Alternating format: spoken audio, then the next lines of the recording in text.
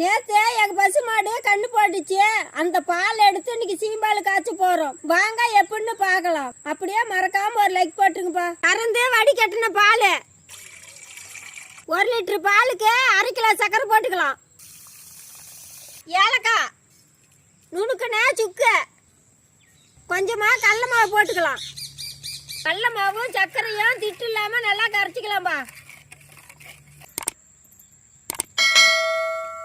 சீம்பாலை இட்லி பானையில வச்சு வேவிச்சுக்கலாம்.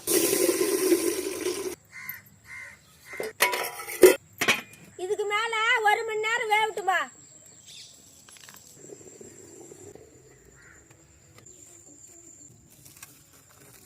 நாங்க உடனே எடுத்து சாப்பிட்றதுனால சீம்பால் குழஞ்ச மாதிரி இருக்குது. நீங்க ஒரு 3 மணி நேரம் கழிச்சு எடுத்து சாப்பிட்டீங்களா கெட்டியா நல்லா இருக்கும். எடுத்து சாப்பிடுங்கப்பா.